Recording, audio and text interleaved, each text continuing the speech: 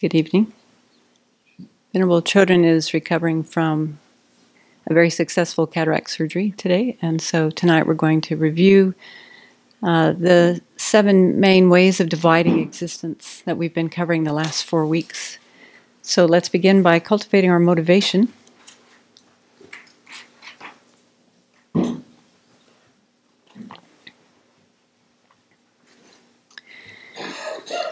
I've been pondering some of the advice that Venerable's given us this week.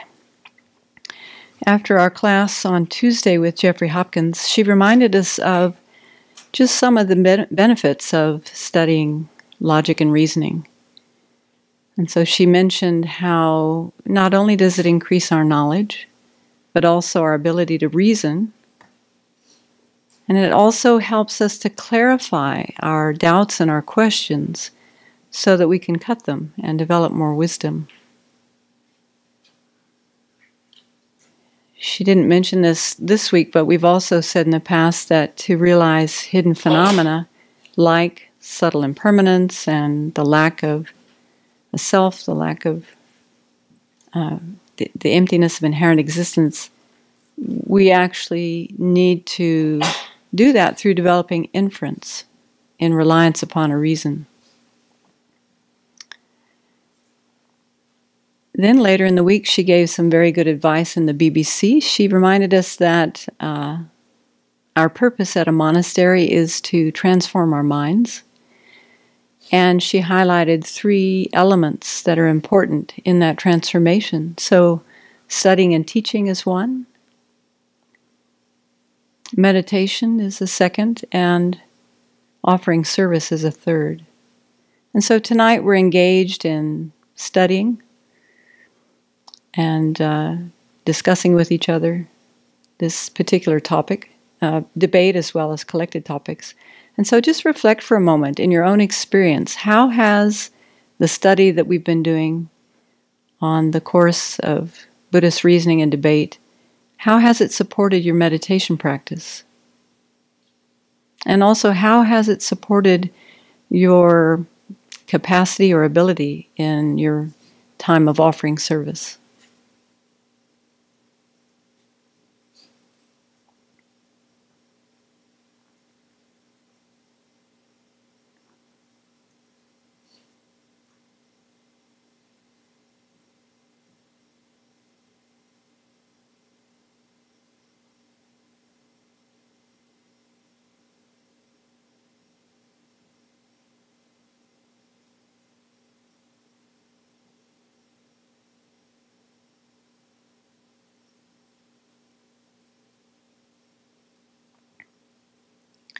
How has it contributed to the transformation of your mind?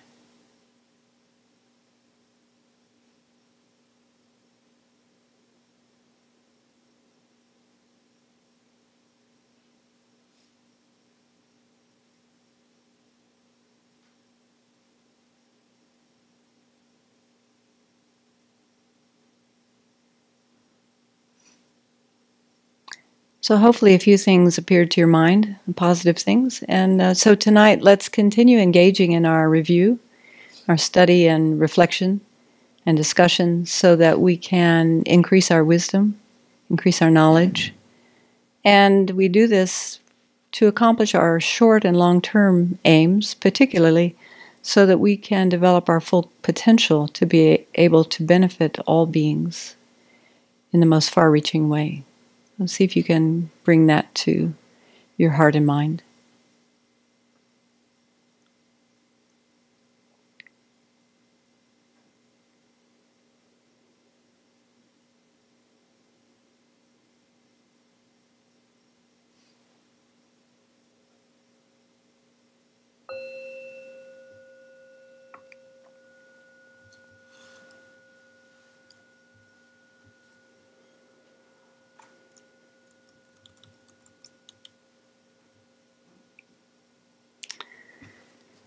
Okay, so here we are again. Tonight, it's been a few weeks since we've done some back and forth with our debating language, but let's just get warmed up a little bit tonight. And I recognize that to some of you in the room, this will sound like Greek, But just follow along and appreciate our enthusiastic, joyous effort and see what you can take home with you. Okay. So if I said to you the divisions of the selfless can't be posited, you'd say, oh, good. So it follows that they can be posited. Posit those divisions. Venerable Pende. Selfless is the largest category, and then we divide it into two. Yeah. Existent and non-existent. Very good, thank you. Yeah. Okay, and so if we begin to look at existence, one of the divisions of the selfless, then there are 7 main ways of dividing these into pairs, aren't there? You accept? Posit those 7, please. And I'm going to write them on the board as you're enumerating them. So we're learning an ontological presentation of how things exist, how the Buddhist world view looks at existence and non-existence. Okay. So all things that exist can be divided in one of these 7 ways. And what we'll see is there are some similarities with the first 6 and some differences with this last one. So what do you notice about these first 6 pairs? Do they have anything in common? They are mutually exclusive with each other. Okay, anything else? Can you elaborate on that? Okay, anyone else? Yes. Let's pass the microphones quickly if we can. Thank you. All of the first members of each are mutually inclusive, and all the second members of each are mutually inclusive with each other. Yes, very good. So all of these first 6 of the pairs are mutually inclusive. So what is impermanent is a functioning thing, is also a product, is also a composed phenomena, is also an ultimate truth. Does that make you squirm a little bit when you hear that? So put your sutra hats on. We've got to take that very firm consequence hat off because it will just confuse us. So we're learning collected topics from the point of view of the Sutra school, particularly the Sutra school following reasoning. And so this is their explanation of an ultimate truth, and we're going to look into that in more detail. And then also, whatever is impermanent, functioning thing, product, composed, ultimate truth is also what's called specifically characterized phenomena. So we'll talk about those. So all of these are mutually exclusive with each other. If we were to draw them, they would look like this. There's no common locus. There's nothing that is both impermanent and permanent. There's no one thing that is permanent and impermanent. Also, the first 6 pairs, they're inclusive of all existence. There's no existence that are outside of those 2, even though they're mutually exclusive. So they're what do they call it? Dichotomy? Yes, a dichotomy, exhaustive dichotomy. dichotomy. Yeah. Uh-huh. And what about the 7th? Would that also be an exhaustive dichotomy? It's exhaustive, but it's not a dichotomy. Good. Okay, so this we have an understanding they're mutually exclusive. You will not find something in this category of impermanent phenomena, actually this should say phenomena as well, that is also found in permanent phenomena. So they're mutually exclusive. There's no common locus. But what about the relationship between hidden phenomena and manifest phenomena? We've talked about that before. 3P. Okay, 3 possibilities. And typically that means that one is a subset of the other. So when we say 3 possibilities, that means we can find something that is both a hidden phenomena and a manifest phenomena. What is it? A chair, a rug, anything that's a manifest phenomena, which is synonymous with impermanent phenomena. So manifest phenomena, actually I could have written that first, and then we could say all the first category are mutually inclusive. And then hidden phenomena includes manifest phenomena as well as, impermanent phenomena as well as permanent phenomena. Okay, and we'll talk more about that because this is a characteristic of the Sutra school following reasoning that's very unique, and it highlights the kind of minds that realize each of these different the phenomena in those categories. So if we look back on page 148, we had this list of 7 divisions of existence, 7 ways of dividing existence is maybe a clearer way to look at that. And we already looked at impermanent and permanent phenomena. We looked at those definitions, and we did some debates using those. And so we could ask, well, how did the two compare?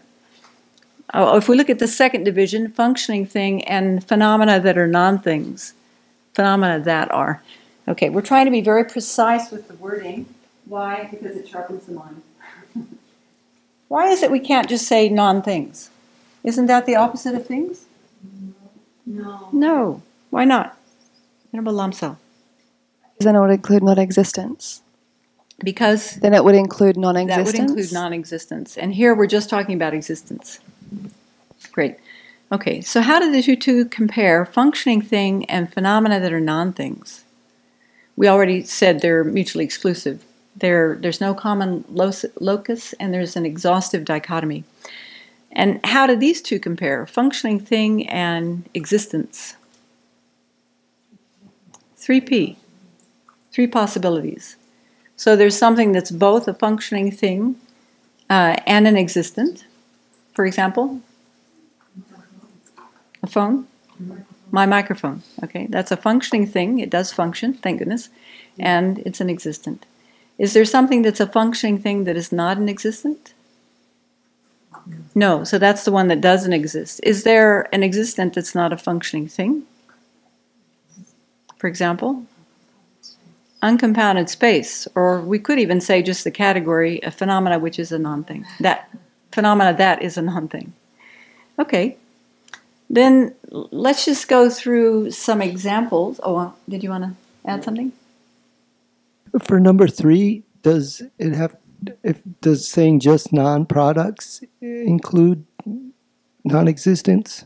Should that say phenomena which are non-products or not? I think it just says non-products in the book. Non-produced phenomena. Non-produced Good, phenomena. Okay, thank you. So then how do these two compare? So when we talk about things comparing, we really have to pay attention, don't we? We have to really listen carefully to know what is it that we're comparing. We have to remember them. So this is something that helps us increase our listening skills as well as our concentration. All right, so functioning thing and a non-produced phenomena. Mutually exclusive. Right, now I've taken one element from 2 different pairs. So what we know is that all of the first 6 all of the synonyms for impermanent phenomena, let's say it that way, are mutually exclusive with any of the pairs on the right side of the first 6. Okay, so we can mix and match in that regard when we're comparing. Okay, product and uncomposed phenomena. Mutually exclusive? Okay. Composed phenomena and conventional truth. Mutually exclusive. Composed phenomena and conventional truth. Oh, because they're flipped on the board. No, that's right. That's right. Composed phenomena and conventional truth. Mutually exclusive. Just checking. Just checking. In this school. So we're assuming that we're only talking about the Sutra school. But we have to say it to ourselves too. Right, okay. We have to say it to ourselves.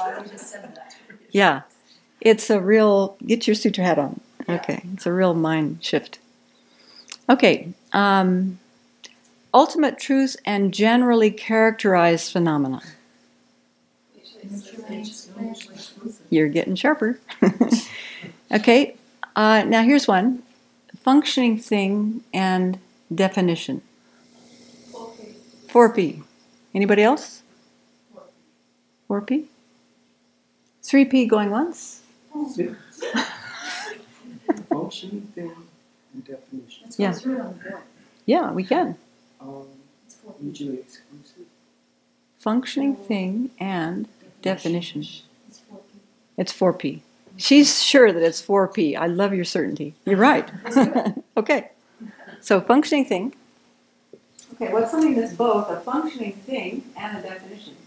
Functioning thing. Bulbous, Is functioning thing a definition? bulbous, Give me a short one. so I can write it. Oh, it's a different- Thank Right. you. Momentary Phenomena, phenomena. oh, yes, yes. Momentary phenomena. What is that the definition of? Impermanent. All right. So impermanence is synonymous with functioning thing, so that works. And definition. What we learned earlier is that even the definitions of impermanent phenomena are impermanent. It's just a convention. Let's take that on board. Oh. Okay, so momentary phenomena. I'm sorry, I'm in your way. Where it's down. Momentary phenomena is a functioning thing. It's impermanent, and it is the definition. A definition. Okay. So then, what is something that is one, a functioning thing, but not a definition? Car. Okay. And something that is a definition that is not a functioning thing. Short one, please. Life and enduring existence. It's more of a description, I think. Emptiness. No. Common locus of phenomena, non-momentary. Yes, phenomena is non-momentary. Thank you. Common locus. The common locus, though. Phenomena. Common locus of phenomena and non-momentary, and that's the definition of what? Permanent. Permanent phenomenon. Permanent phenomenon. So it is a definition, but it's not a functioning thing because the definition of permanent phenomena are also considered permanent for the school. Why is that? Do you remember? Because they're permanent phenomena in the class. There's something about the definition in this school. They say that the definition is actually the thing. No, they're right. It is the thing. It's probably a more Not for all schools. And therefore it's permanent. No, not necessarily. Like, for instance, in the consequent school, they say everything is merely imputed on a basis. So the definitum is not necessarily the basis, is it? It's imputed on the basis. Independence upon. Independence upon the basis. Right. Okay, and then something that's neither. Neither a functioning thing nor a definition. Yeah, unconfounded space. We got it up there. Unconfounded space in this school. Just play. It's just play. Word play. Unconfounded space is actually a negation. It's the lack of obstructive contact. And so that exists everywhere. And it's considered permanent because it doesn't change momentarily. The fact that there is unconfounded space is what allows for things to occupy space, according to this school. Okay, so there we go. 4P. Thank you. Yes, and we can find either permanent or impermanent phenomena outside of a definition, then there's always going to be 4 possibilities. So the possibilities are those 4 questions. Can you posit something or give an example of something that is both? It is a functioning thing, it's also a definition. One, not the other not the one. And then can you find something that's neither? Okay. So for those of you who are new to this is a brilliant book by Dan Perdue called The Course in Buddhist Reasoning and Debate. And we've just been slowly going through this for probably 8 months now. I don't remember when we started. But it explains, last year sometime, it explains how debate is used in the Tibetan Buddhist tradition in particular. Okay. The definition of functioning thing can't be posited. We'll go slowly here. You can probably say you're right, I accept. Because we've had a busy week and I know it's been difficult to find time to do the memorizing. But if I said definition of functioning thing can't be posited? Wow. Oh, wonderful. So it follows the definition of functioning thing can be posited. Posit that definition, please. Functioning thing is defined as something that performs a function. Functioning thing is that which is able to perform a function. Wonderful. So it follows that the definition of functioning thing is that which is able to perform a function. So you see how we're kind of doing, this is Buddhist call and response. And we're using a particular form of language to check each other. Right now we're just doing a formula, really. It's like learner's debate. We're just going through the ritual to begin learning, sharpening our mind and learning the language. Okay, the definition of a phenomena that is a non-thing can be posited.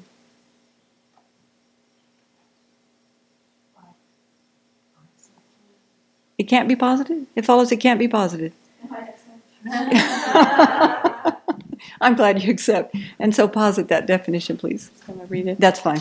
A phenomenon that is empty of the ability to perform a function. Okay, so a phenomena, it follows that the definition of phenomena that is a non-thing is a phenomena that is empty of the ability to perform a function.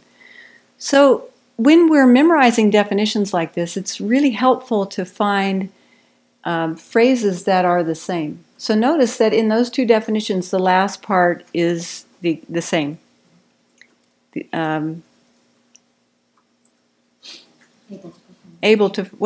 To perform a function at least. Okay, so first we had a phenomena which is able to perform a function. And then we had that which is able to perform a function. Okay, and then a phenomena which is empty of the ability to perform a function. So if you look for those kinds of clues, it really helps for those definitions to stick. For all intents and purposes, this is a translation, so we could fudge a little bit and say something that's similar. But again, we're trying to really train our minds to be precise, and so we might as well try to learn the definitions exactly as they are in this text. We might find them slightly differently in other texts, but this is what we're working with. Okay, now listen carefully. If something is selfless, it is pervaded by being a functioning thing. Venerable Losang shakes his head. I think that means why? Why? It follows if something is selfless, it is not pervaded by being a functioning thing. I accept. Can you posit an example, please? Something that is selfless not but pervaded by functioning thing. The emptiness of the table. Okay. Now put your sutra hat back on. Oh, okay. That is actually inexistent, but it's when we use the word emptiness, usually that's a word we find in the middle way schools. Okay, yeah. So I'm going to say uncompounded space. You can say that again. Uncompounded space. So uncompounded space is selfless because it meets the definition of selfless, which is that which lacks a self. Yeah, right. And that which is without a self. And it's not a functioning thing because it is empty of the ability to perform a function. Very good. So he could have answered that in a number of different ways, that last question. He could have said because it's permanent, because it's non-momentary, because it's a phenomena which is a non-thing, because it is that which is empty of the ability to perform a function. But then you could have came back and made me go through it until I came up with that. Because you would have said that follows that something that is permanent is not a functioning thing.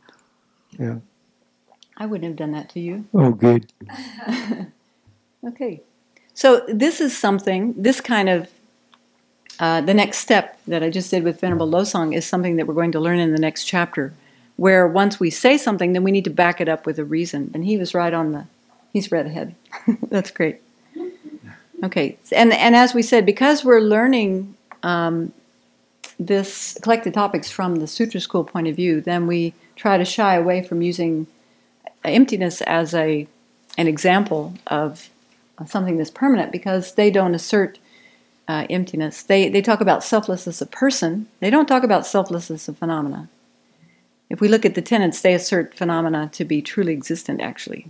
Existent by way of their own character, existent from their own side. So we're looking at the different tenet schools, and right now we're really going to learn the Sutra school well, and we compare them and we gradually move through them so that we can eventually arrive to the most subtle view, which is the consequence school's assertions. Okay. How many synonyms with impermanent phenomena have we come across in our text?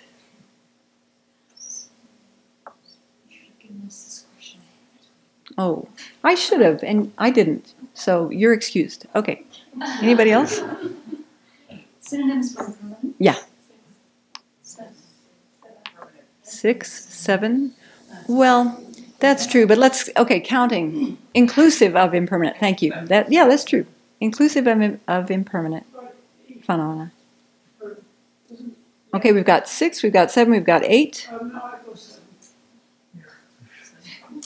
I got 9. Remember when we talked about product? Cause and effect. Yeah, so we also included cause and effect. Whatever is a cause is necessarily impermanent.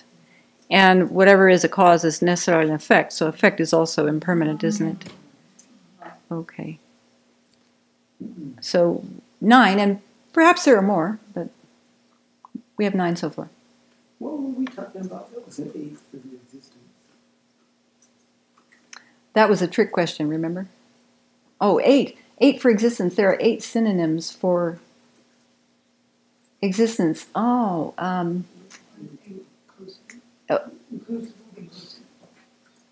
Yes, inclusive. There were 8 equivalents to existence. So those are existence, not impermanent, right? So that's different. Yeah, but there should be part of it. Well, okay, let's think about it. Even if you talk about objects of comprehension for an omniscient consciousness, which is one of them, that's going to include both impermanent and permanent phenomena, isn't it? So I think we're okay. All right, what about permanent phenomena? How many synonyms are there? Inclusive. 6. 7. 6. So we have 6 listed up here on the right. Posit the definition of product. Again, if you need to look at your book, that's fine. Creative phenomena. Venerable Pende said creative phenomena. That's right. And it's creative phenomena because it's created in dependence upon its causes, or causes and conditions, we could say. So that teaches us something, doesn't it? In this school, they really highlight that things are dependent on their causes and conditions. They don't highlight the fact that things are dependent on being merely imputed by names and conceptions, or terms and conceptions. That's something reserved for the higher schools. Okay, so creative phenomena, thank you. And what is the opposite called? We had to get clear about that one, didn't we? Non-produced phenomena. Right, we can't just say non-product, we have to say non-produced phenomena. So phenomena, when we say phenomena, because that's equivalent with existent, that means it's something that exists. If we just say non-produced or non-product, that could also include non-existence. Okay. All right. And the definition of cause? Do you remember? A producer. And effect? An object produced. Right. Okay. So we think about cause and effect quite a bit, don't we? Well, hopefully. Cause and effect. Because karma and its effects are a subset or a subcategory of cause and effect, aren't they? And so throughout the day, as we're being mindful of our actions, trying to refrain from the negative ones, engage in the positive ones, then we're actually aware of causes and effects. Okay, not much more to say about those, I think. What about the definition of composed phenomena? Disintegrating phenomena. And so when you hear that, disintegrating phenomena, what comes to your mind? Or how does that inform your practice? Like if you were to sit on your cushion and think about that. Impermanence, death. The fact that everything is changing momentarily, everything that we can engage with our senses is disintegrating moment to moment. We may not be able to ascertain that with our sense consciousnesses, but it's something that we can think about and keep in mind so that when we have attachment for things, then we can apply that understanding and remember, well, perhaps it's not so good to be terribly attached to things that can disintegrate as my computer gets slower and slower every day. Okay. And then what's the opposite of composed phenomena? Uncomposed phenomena. What's that definition? Non-disintegrating phenomena. Right. So that doesn't mean we can be attached to our permanent phenomena. Just means it's not changing moment to moment. Okay. Now we come to the description of ultimate truths and conventional truths, and this is where it gets difficult, crazy even, because we have so much conditioning. We've heard so many, we're so lucky that we have heard so many teachings from the middle way consequence point of view, and so there are probably some pretty, well, at least some medium depth imprints on our mind stream, right? About what those terms mean. If I said to you from a middle way consequence point of view, what is ultimate truth? You would say emptiness.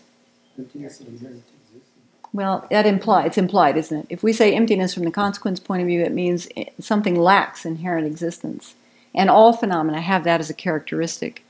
So let's contrast that. That's from the middle way consequence point of view. Ultimate truths are the lack of inherent existence of any phenomena, all phenomena, each phenomena. And then contrast that with here in the Sutra school following reasoning, they say an ultimate truth is synonymous with what? Or includes what? Impermanent phenomena. That is very different. That's like night and day, isn't it? So luckily, we're going to be focusing a lot on this school for quite a while, so we can familiarize with that. In fact, in the monasteries, as some of you know, the monks and nuns just learn a number of topics from the Sutra school point of view. They don't even hear many teachings about the higher school's point of views or tenets. They really hone in on the Sutra school, and they learn that really well, backwards and forwards, so that they can debate those and hold those positions. But then eventually, at some point, they're introduced to the next higher school's point of view, which is the mind-only school. And so then they start looking at those tenets and how it's described. I've heard several Tibetans describe when you first start hearing new tenet systems, you're confused, you're crazy, because you've learned so well this Sutra school point of view. But then we learn that school's tenets, and there are some things, real important things to be gleaned from that school's point of view. There's an emphasis on everything coming from the mind, which we don't really hold to, but it can inform our practice about how our mind is involved in creating our karma. And then we go to the middle way schools, middle way autonomy, middle way consequence schools. Each school has a slightly different, more refined presentation of the basis, path, and fruit of the Buddhist worldview. So the basis is what exists. The paths are how you get to that, how you get to the fruit, which is the end point of that practice. Okay. So the definition of an ultimate truth in this school, anyone have that definition down? Yeah. That is ultimately able to perform a function. Yes. So an ultimate truth for the Sutra school following reasoning is a phenomena which is ultimately able to perform a function. Very good. Okay. And so that's synonymous with impermanent phenomena. It just makes your head hurt, doesn't it? Just say a whole mala of those and maybe it'll start to sink in. Okay, so ultimately able to perform a function. What's the function that it's performing? Creating a result. Creating a result, that's right. Dan Perdue said it produces itself in the next moment, but Venerable pointed out that that's actually not a pervasive statement, right? Because what about the last moment of something? Like the last moment of a candle flame produces smoke, doesn't it? So it's not producing necessarily the next moment of itself like a flame, but it is creating a product. It's creating a product. Okay. Now, this explanation from the Sutra school point of view of ultimate truths and conventional truths is really highlighting the type of consciousness that's able to perceive, in this case, ultimate truths, impermanent phenomena. So, impermanent phenomena for the Sutra school are truths for a non-deceptive awareness. They say that an ultimate truth or an impermanent phenomena, those things being synonymous, are true for a direct perceiver. Yeah. So they say that a direct perceiver is an ultimate awareness, which again jangles our mind. But it's an ultimate awareness because they say it sees the object just as it exists. Okay, so just so that you can air the discomfort in your mind, how is that different from the middle way consequence point of view? So an ultimate awareness says that an object exists. It sees a direct perceiver sees an object just as it exists. So they say that's a non-mistaken, non-deceptive awareness. Middle way consequence school. How do they talk about non-deceptive awarenesses or non-mistaken awarenesses? What are mistaken consciousnesses from the middle way consequence point of view? So all consciousnesses that see, that's okay. Doubt's coming up, but actually, how it's usually put across is that the only non-mistaken awareness is an Arya's meditative equipoise, single-pointedly focused on emptiness. Okay, so that would include even neutral consciousnesses. Things still appear truly existent to a neutral consciousness. Yeah, so it would. Everything appears inherently existent to a mistaken consciousness. Yeah. Yes. Right. So any consciousness to which an object appears inherently existent, or independent, existent from its own side, those are going to be mistaken consciousnesses. For me, the Sutra school following reasoning isn't that crazy sounding. Okay. Because when I just think about how I see things, I mean, I always try to put myself in how they think. And I'm like, everything I'm seeing is real. And everything I think, I kind of made up. And to me, it's kind of like that. It's like that's why they use so the manifest and the hidden seem the most helpful in that way to me about like how I might be moving through the world. Like, yeah, these things that I can touch and that I can smell, they're really real. But the other ones, I just made those things up. I had a thought about it. It's not so tangible to me. Mm-hmm.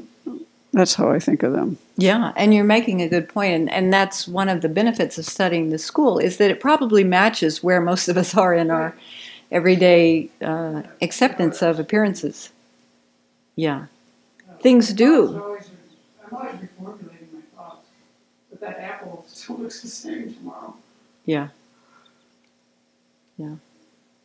Okay. All right. So an ultimate consciousness or an ultimate awareness is called such because for this school, it sees its object just as it exists. It appears to be truly existent from its own side, and they say it actually exists that way.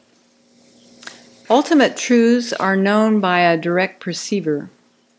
And so, although we haven't gotten into the chapter on consciousnesses, we've already begun talking about some of the definitions of these most common consciousnesses. And so a direct perceiver is a non-mistaken knower that is free from conceptuality.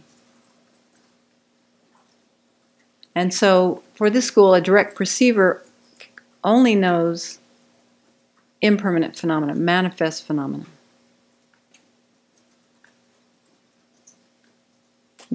Ultimate truths are explicitly known by a direct perceiver. That leaves room to say that ultimate truths can be known by a thought consciousness, but they are explicitly known by a direct perceiver. Now, I have a niggling doubt about this that I was trying to ask Venerable about, and Here's my doubt in a nutshell. They use the term direct perceiver, but also in the text, and I couldn't find a specific quote, but I have read that in certain areas they talk about these ultimate awarenesses as non-deceptive. That's different than non-mistaken. Non-deceptive is synonymous with incontrovertible. And so that fits more along the lines of a reliable cognizer, a new incontrovertible or a new non-deceptive knower. So my doubt is, are they really saying that these things are known by a direct perceiver? Or are they saying these things are actually known more precisely? Because under direct perceiver, we also have awarenesses to which an object appears but is not ascertained. We also have subsequent direct perceivers or subsequent cognizers, the second moment. So that's just a doubt I'm going to hold on to, and we can talk about that more when we get to the section on consciousnesses. Okay. Are you saying that this school posits that ultimate awarenesses are non-deceptive? Yes, I've read that. It may have been in Anne Klein's book, or it may have been, no, actually I think it was in Dan Perdue's debate book. So here's the same author. He's talking about ultimate truths, and he's sort of mixing the definitions. On one hand, he's talking about a direct perceiver, which is simply a knower, which is a non-conceptual knower, which is non-mistaken. No, a non-mistaken knower, which is free of conception. And he's mixing that with a direct, reliable cognizer, which is a new incontrovertible knower, or a new non-deceptive knower. Okay, yeah, maybe that's enough on that, because don't want to confuse you. All right. So what's true for all of the tenet schools is that ultimate truths and conventional truths are divided in terms of the consciousness is able to perceive those objects. So that's true of all schools. And if we were to look at their definitions, starting with the Great Exposition School, then the Sutra School, Mind-Only School, Middle Way Autonomy, Middle Way Consequent School, we could see how those definitions of ultimate and conventional truths are becoming refined, but also they're talking about certain kinds of consciousnesses that are able to know those objects. So for now, let's just say the Sutra School's point of view is that any direct perceiver can know an ultimate truth or an impermanent phenomenon. That's very different than the Middle Way Consequent School, which says only an Arya's meditative equipoise, one pointedly focused on emptiness, can explicitly see an ultimate truth as it is. Okay. So for those of you who were here last Friday, Venerable was talking from the consequence point of view, and so you can make sure you switch your hats when you go back and review those teachings. Okay. How about the definition of a conventional truth? It's very similar to the one about ultimate truth, isn't it? Just one. Do you have it, Venerable Neem? It's a phenomenon that is ultimately unable to perform a function. Okay. So a conventional truth for this school is a phenomenon that is ultimately unable to perform a function. So what is conventional truth synonymous with for this school? Permanent phenomena, that's right. So permanent phenomena are conceived of by a conventional consciousness. And here they talk about a conventional consciousness as a thought consciousness. In fact, what's interesting is that when we look at consciousnesses, and particularly the 7 types of consciousness, that's a particular type of study, we will have conceptual on one side and non-conceptual on the other. So we have direct perceivers over here, they're non-conceptual. We have all the thought consciousnesses over here, like inferential cognition. That's a conceptual consciousness. It's a valid consciousness. It's a reliable consciousness. It's a good consciousness. You want those. But also we have like correct assumptions, right, and doubt, and non-view. although there are some non-conceptual boundaries. We'll get to that. So a conventional truth can only be understood by a thought consciousness. In other words, a permanent phenomena in this school can only be understood by a thought consciousness. They cannot be known by direct perceivers or direct perception. And so we've covered this in the book a couple of times. It's been brought up that that becomes really important when we talk about their ultimate object of awareness, which would be the selflessness of person. How is it that this school can realize selflessness of person, which will be a permanent phenomena, is a permanent phenomena, if they can't realize it with a direct perceiver? How will they realize that in the most amazing way, or the strongest way, the clearest way? And I think it was just last week. Was it last week Venerable was talking about this? So explicitly, a direct perceiver will apprehend the aggregates free of being self-sufficient, substantially existent, or empty of being self-sufficient, substantially existent. And implicitly, it realizes selflessness of person, which is kind of funny. But that's what they say. Okay. So again, this is very different than how we have heard things from the consequence point of view. Okay, so once again, ultimate truth is mutually inclusive with all the equivalents of impermanent phenomena and also their definitions, right? It's mutually inclusive with all of these other terms, impermanent, conventional. Oh, I said ultimate truth. Ultimate truth is mutually inclusive with impermanent phenomena, functioning thing, products, composed phenomena, specifically characterized phenomena, and manifest phenomena, as well as cause and effect. And also the definitions of those. So if we were comparing, then we would know that even their definitions are mutually inclusive with ultimate truth. And the opposite, conventional truth, is mutually inclusive with all the equivalents of permanent phenomena and also their definitions, which are considered permanent phenomena.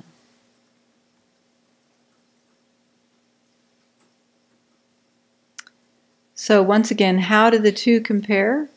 Impermanent phenomena and ultimate truth? Oh, it hurts. Mutually inclusive. Mutually inclusive, mutually inclusive, mutually inclusive. Yeah, it's still hard to say, isn't it? All right. So that's just a little bit about ultimate truths and conventional truths. Obviously, we have to familiarize, habituate, repeat again and again. So this is where our debating with partners is really going to come in handy, so that we can kind of quiz each other and do the comparisons, pick and mix and match from the different categories and also with the different definitions. And it really makes you think quickly. Now, which side is that on? What was that the definition of? In your spare time, of course. When you're out in the forest, when you're standing at the sink. Venerable Nima and I have done great debates at the sink. Actually, Venerable Losang too. Venerable Lamsel and I often do debates in our tea break. So there is time. There is time. All right. So let's take a quick look at specifically characterized phenomena. So I would say that definition can't be posited. What would you say? You probably agree. You can look in your book. It's a bit of a long one. Specifically characterized phenomena. Why? Okay, so it follows it can be posited. I accept. Great, please posit that definition. Definition of specifically characterized phenomena is a phenomena that is established by way of its own character without being merely imputed by a term or thought consciousness. Okay, a phenomena that is, it follows that the definition of specifically characterized phenomena is a phenomena that is established by way of its own character and is not merely imputed by a term or a thought consciousness. So here again, we need to equate this very strongly in our minds. Specifically characterized phenomena are mutually inclusive with impermanent phenomena. All impermanent phenomena are specifically characterized. What does that mean? It means that with a direct perceiver, we can see all the specific features and qualities of an object. And Venerable gave us such a great demonstration of this last week. She said, okay, I think she used the gong, I don't remember, but she used something up here, and she said, oh no, it was the striker. She said, okay, now look at this. Each of us can look at this with our eye consciousness, and we have a direct perception. Our eye consciousness is apprehending the striker. It's a direct perception of the shape and color and the striker itself. Okay, so you see all the features. Even the subtle impermanence of this striker appears to our eye consciousness. We may not ascertain it. It would be an awareness to which an object, that aspect would be an awareness to which an object appears but is not ascertained. But everything else, well, like the color, the shape, what else? The weight. Our eye consciousness can't see the weight. Actually, the function, our eye consciousness can know the function of the striker. Now, close your eyes and try to visualize the striker. What do you notice? It's clearer than it was last week. Good. We're increasing our concentration in our conceptual awarenesses. It's a different striker from last week. Well, that's true, but it's similar. It has a little less striking ability this week because it's hit the gong a couple times. But did you notice that probably your thought consciousness, is this true? Your thought consciousness had less clarity, less acuity or vividness, less detail? Yeah. So the eye consciousness can know the function of the striker? Yes. How can you posit that? Ladi Rinpoche says so on page 56 or so. The example that's given, maybe you have the example that's given in the text is the eye consciousness can know that something is fire. It can also know the function of fire, which is to burn. It can also know the nature of fire, which is hot and burning. How does it know that? That's a good question. Maybe from familiarity. Like it also says that we can know that someone is a father, our father. It does. Well, it's His Holiness said this in How to See Yourself as You Really Are, that if we required a mental consciousness to label or to assign function to something, we would never have enough time to think all those thoughts before we would use things. So we become familiar. This is my guess, okay? It's my assumption, that we become familiar with functions of things and also labeling. Like whenever I see you, I don't have to stop and think, okay, now I label her body and mind, Venerable something.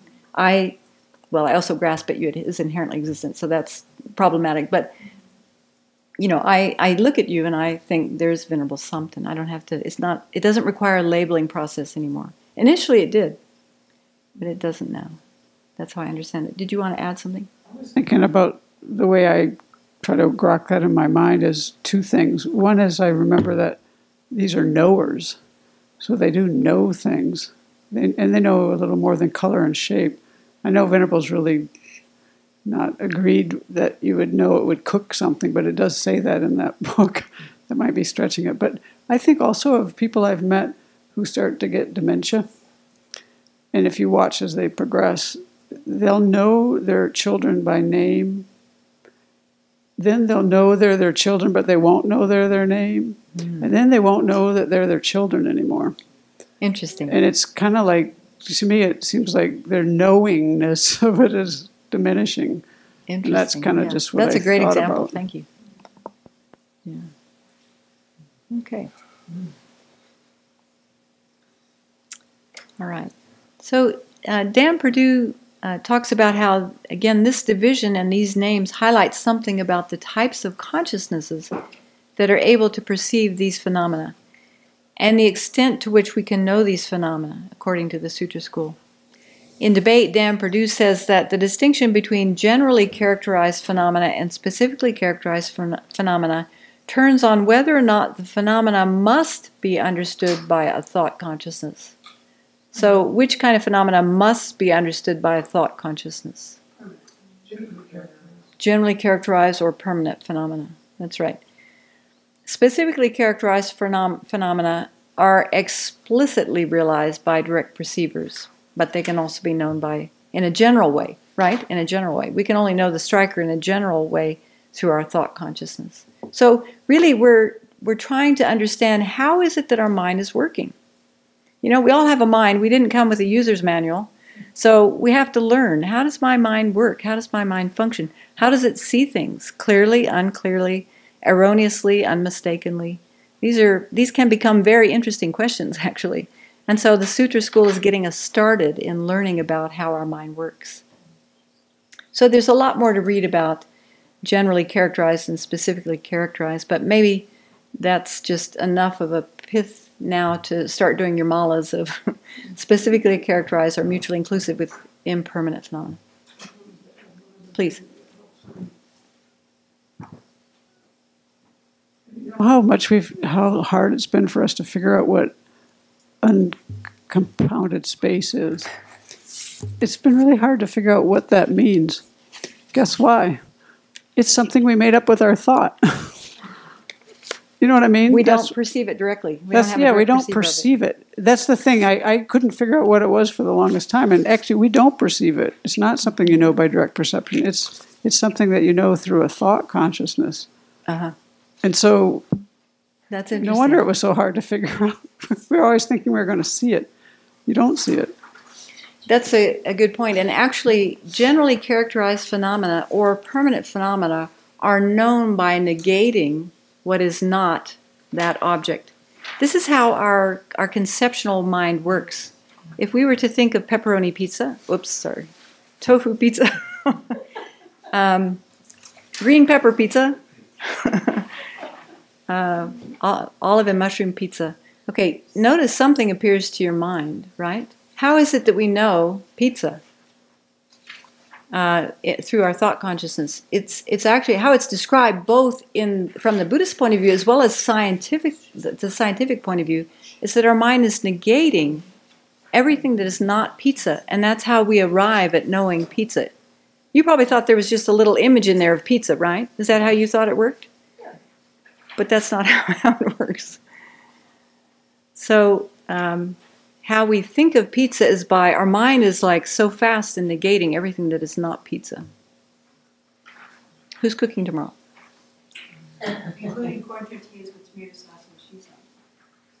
Including? Corn tortillas with tomato sauce and cheese. That's a pizza to me. Okay, just checking. All right. That's our pizza. Merely labeled. Okay. Now, I'd like to try to review these different types of object. This sheet of paper has a lot of information on it, and we won't cover all of it tonight, but maybe we can at least cover a few of the main points so that they become a little bit clearer. Because the description of these generally and specifically characterized phenomena depend on the difference between a thought consciousness and a direct perceiver. And so the main way or the main method for understanding the difference between these two types of consciousness is by looking at these what's called the four main types of objects of consciousness. The different ways that the objects appear to the mind and the different ways that those minds apprehend the object. Okay? So let's look at that chart, and we can post this online if it's possible. Is it possible? It's possible. All right, so I've tried to, I didn't mark the pages, but on the first side, with the writing down below, I've included some different translations. This is part of our challenge, is that the Tibetan terms are the same, but we have different English translations. And so we're going to be using Venerable Chodron's preferred translations, of course. And so let's understand what those mean. First of all, I've added an additional category of objects, which is migul, or observed object. The observed object is the object that is observed or focused on. It has to be an existent. Okay, so there is something that exists that is like the basis for whatever kind of consciousness that I just have a doubt popping up, so I'm not going to say anything more about that. It's an observed object, okay? We have an observed object.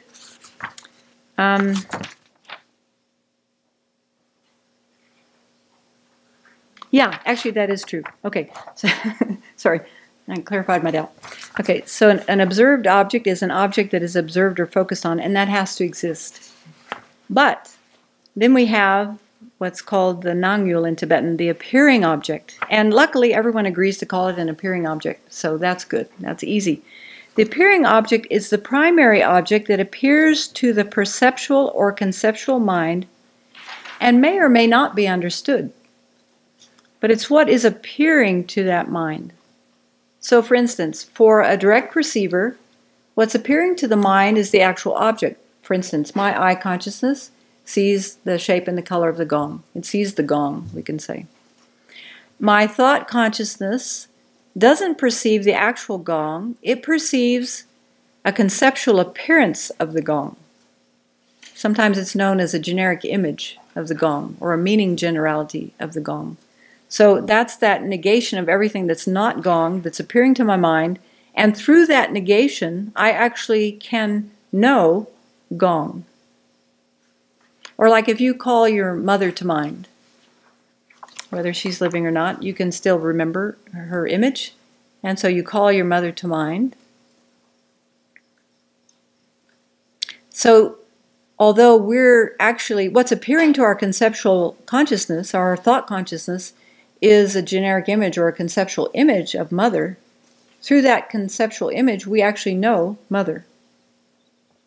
Or if I said to you, think of the BBC that Venerable Tarpa gave today, you can generate a conceptual image in your mind of that, and you know, you actually can say you know that BBC, or the content of the BBC. Okay, so that's pretty easy. Now, just jump down to the next group for now, and I'll come back to that second term. Okay, then we have this other group of synonyms, actually. So, jugyul, everyone agrees to call that something similar. It's either an engaged object, object of engagement. That's pretty similar. Now look at the next synonym for engaged object. Venerable Chodron has chosen the term apprehended object. And it makes sense to me because if you look at Jeffrey Hopkins, how he's using that term, he's translated that as very literally as the object of the mode of apprehension. The object of the mode of apprehension. So Venerable is very skillful in shortening terms. Otherwise her books would be twice as long. So she's very skillful, actually. And so it makes sense. If you look at the object of the mode of apprehension, how would Venerable Chodron shorten this? Apprehended object. It makes perfect sense. So engaged object and apprehended object for Venerable Chodron, those are synonymous. And that's just what we have to hold in mind.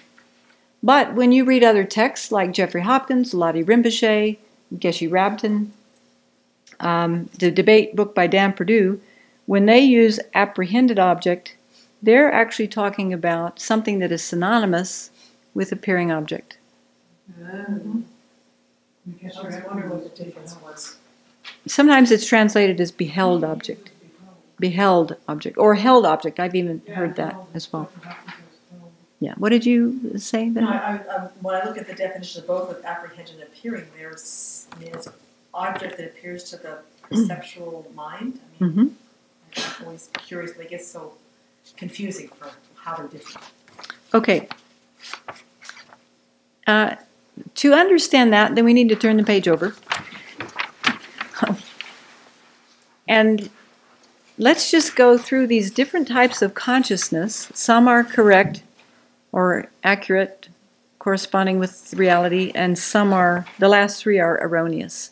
So let's just walk through these and we can try to understand how these different terms function. Before we do that, though, I just want to add one more thing, and that's on the front side. You'll see that the last Tibetan term is Zhenyul.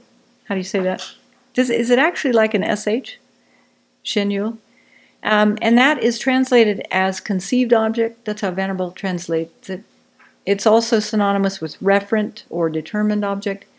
This is only pertaining to a conceptual consciousness.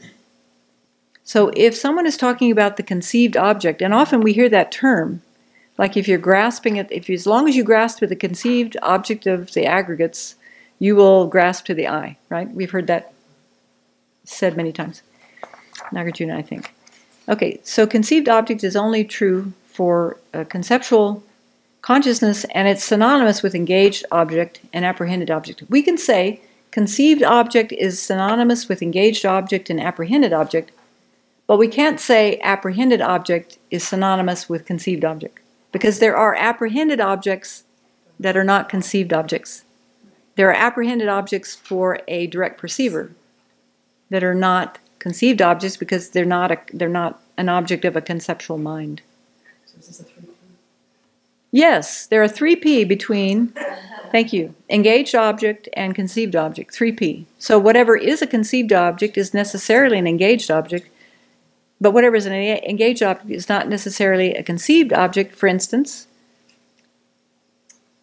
The thought of a chair. the generic image of a chair. it'd be the engaged object of a direct perceiver. It's an engaged object that is not a conceived object. Oh, okay. Yeah. So see how helpful those 3Ps were? Or those Ps were? Really comes in handy when you start learning about different minds. Okay, so turn the paper over. Let's see if we can work through this.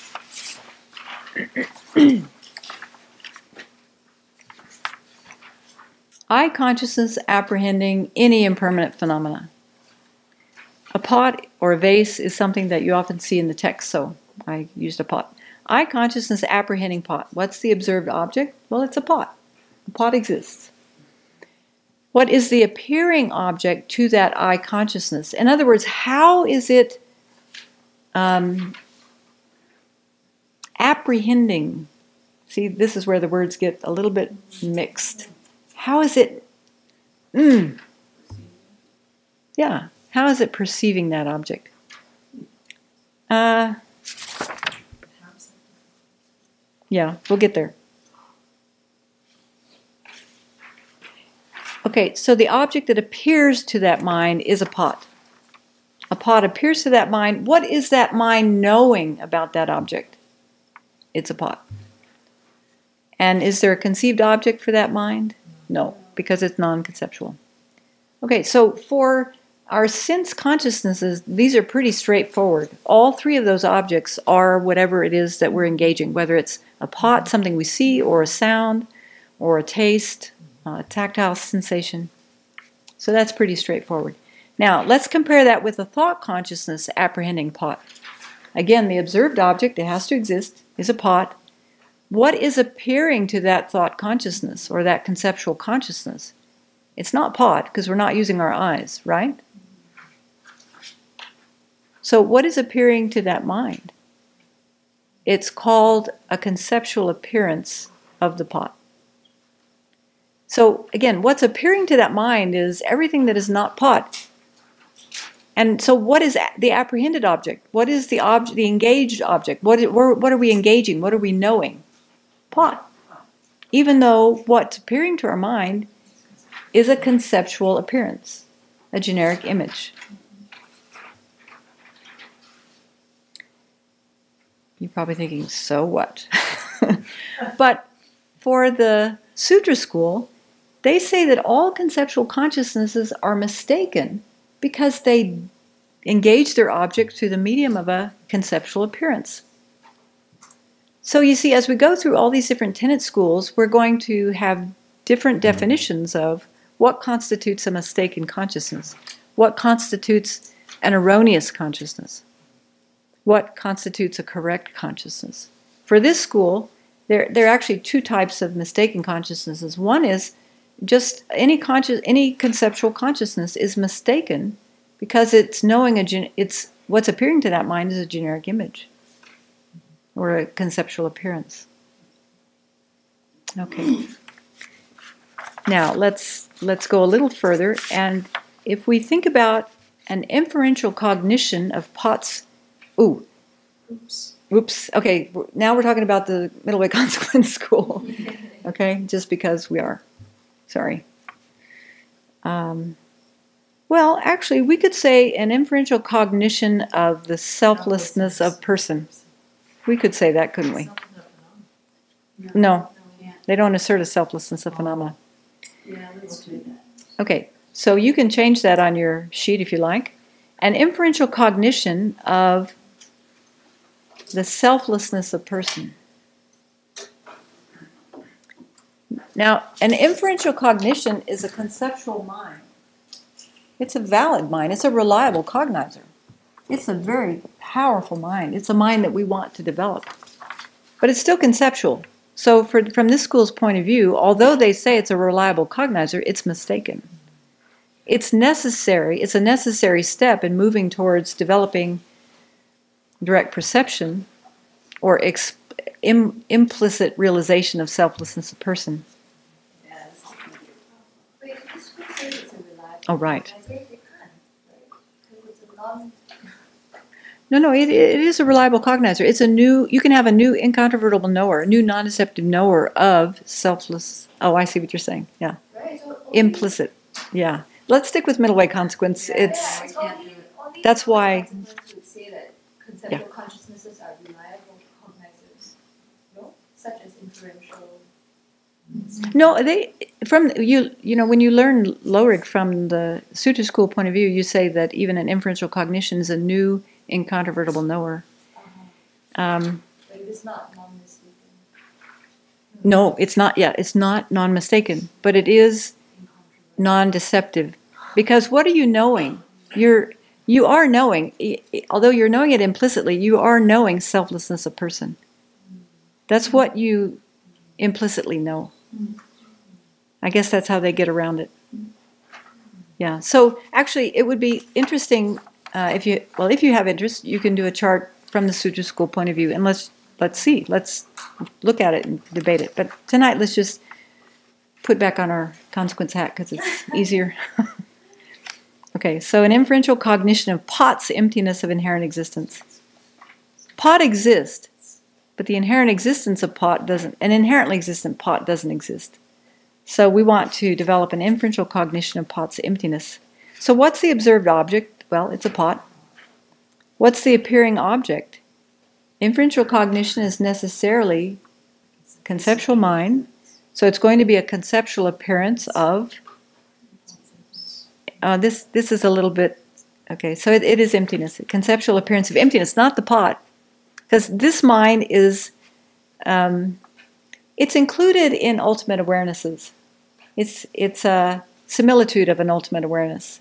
It actually knows emptiness. It doesn't know the pot. It knows emptiness. Okay, so it's a conceptual appearance of emptiness. And then what is apprehended by that inferential cognition of pot's emptiness of inherent existence? The emptiness of inherent existence of a pot. And the conceived object is the same, the exact same as the apprehended object. I've used Venerable's term there, apprehended object. So we have appearing object and apprehended object. What's the difference between the last two? Nothing. They are mutually inclusive for a conceptual consciousness. Yes. Inference is necessarily conceptual for this school. Oh, shoot.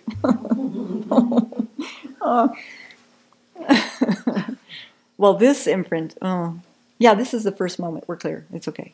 Yep. Just don't worry about that doubt that went through my mind, okay? Now, let's look at the next one quickly. Okay. Direct perception of pot's emptiness of inherent existence. You see, when we study tenets, we, like I said earlier, we're starting with the more coarse descriptions of what exists. You see, the Buddha was so skillful. He taught to the capacity of whoever was in front of him. So to some people, he taught very simply. And then to others, he taught a little more complex information. And then to others, he taught the full meal deal. He taught the most, the primo of the primo explanation of how things exist and don't exist. And so we study these different schools as a way of thinking about our mind, one mind progressing in its in the actual way it understands and apprehends objects. And so that's where a lot of these very subtle debate points come out with the consequent school. So direct perception of pot's emptiness of inherent existence. What's the observed object? It has to be a pot. And what's the appearing object? Emptiness. See, that's a wisdom realizing emptiness. That's not like an eye consciousness. That's a mental consciousness that is directly, non-conceptually realizing emptiness of the pot. And so what's appearing? The only thing that appears to that mind is emptiness. What is that object apprehending? It's actually apprehending emptiness of all phenomena at that moment. This is a distinction that we've mentioned before between an inferential cognition of emptiness, which can know the emptiness of other objects, but it has to turn its mind. Without relying on any new reasoning, it just turns its mind to another object, and it can know the emptiness of that object. But it has to turn the mind to another object. With a direct perception of emptiness, then you don't even have to turn your mind. That mind just knows, in that moment, knows the emptiness of all phenomena. Okay, that's there's no conceived object because it's non-conceptual. But the observed object is not the emptiness of the pot. No, it's actually pot. Yes, and that mind is not investigating the conventional truth, it's investigating an ultimate truth of the pot. That's why the appearing object and apprehended objects are different for those two consciousnesses. It's a, what's it called?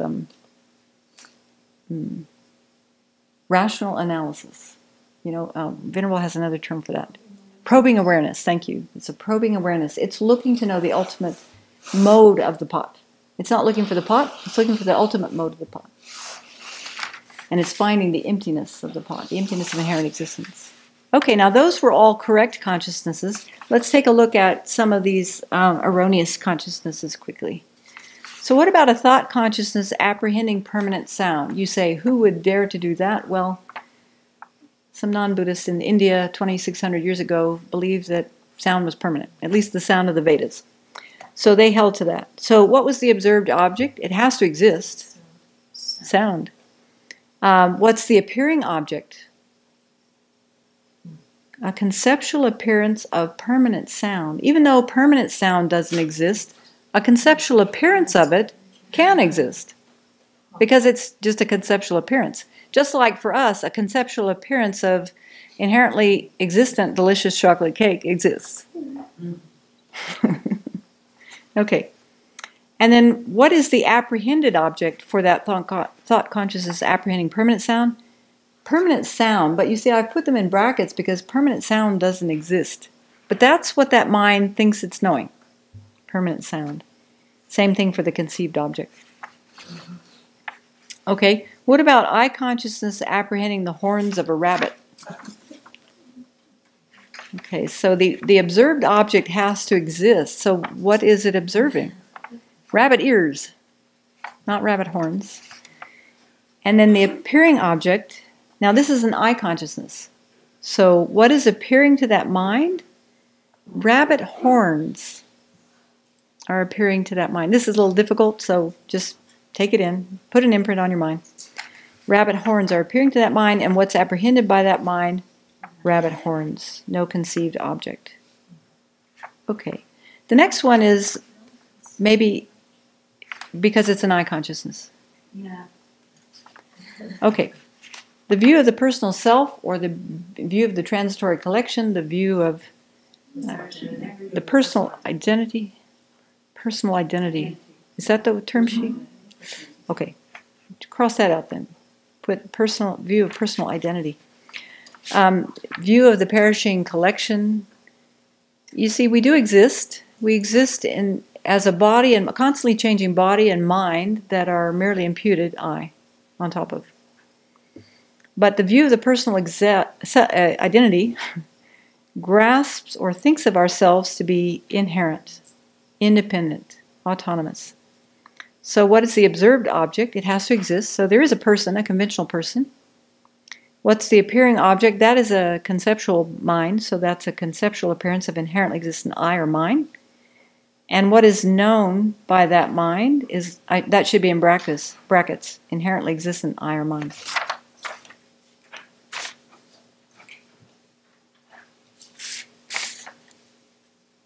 Okay. Isn't the observed object, as Bill described it as The mirror eye? mirror eye? Mirror eye. That's fine. Conventional eye, mirror eye. Either one will do in this case. Okay. And so we've about used our time.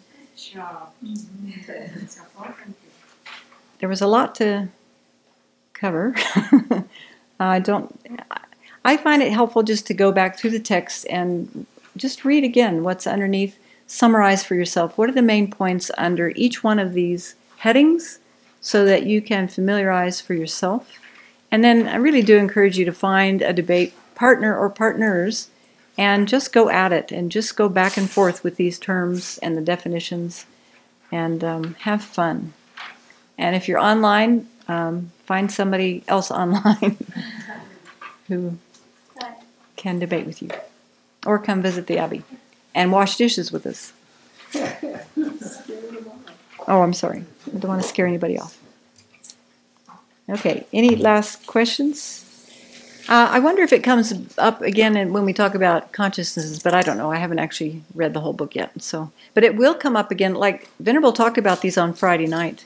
Anytime we're talking about, well, not anytime, but it does come up frequently because these are some of the ways that we distinguish the different tenet systems and what differentiates the middle way consequence system, which is considered the most refined, from the other schools. So we will hear these terms again and again. It's good to know them. So that's why I thought the chart would be helpful just to begin seeing how they play out differently. At first, when we learn something new like this, I remember the first time I was exposed to these concepts and, deer in the headlights, but with familiarization, with repetition, and especially as we go through different philosophical subjects, we'll hear them again. In another book by Daniel Perdue, Debate, that topic is covered on pages 285 to 287. I found that very helpful. Great. The stuff you were reading from at the review the other day. Okay, yes. The study group. So in Dan Perdue's debate book on page 285 to 287, there is more description of, I think it was specifically and generally characterized phenomena. And it talks about these four different types of objects. So in the digital version and put in these appearing object shows up 58 times, but there's zero for determined object, conceived object, or apprehended object in this book. In our book. In this book. Okay, so we'll come across it again. We'll come across appearing object, but not the other ones. How about engaged? Let me look. Yeah.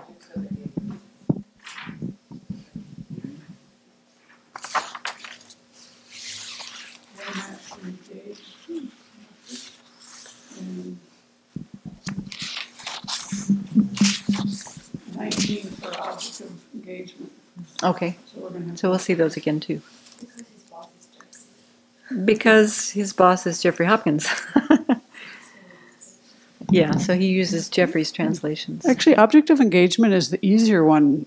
Everybody agrees on that one too. Yes, we could just use engage. Well, Venerable likes to use apprehended because of the meaning of it. Mm-hmm. But when I read those books, his books, whenever I see, like Daniel Perdue's book or Lottie Rinpoche's book, whenever I see apprehended object, I use beheld object, so I don't get confused. Because otherwise it's really hard to read those books because of Venerable Children's word choice, which helps the meaning, but is really confusing when they don't use the same words. Yeah.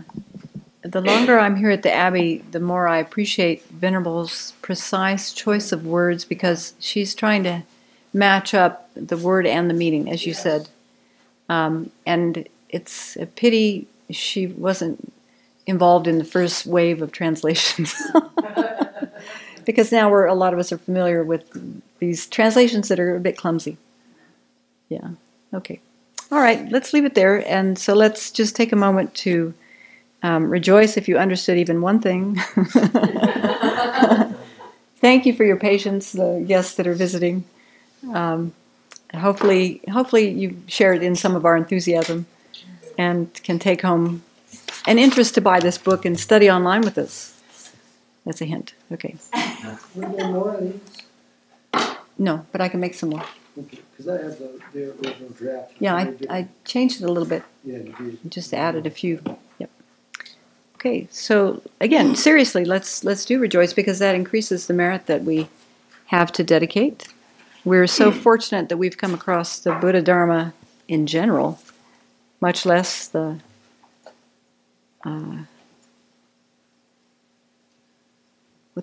what's the vehicle? The universal vehicle. Thank you. The Mahayana, the universal vehicle.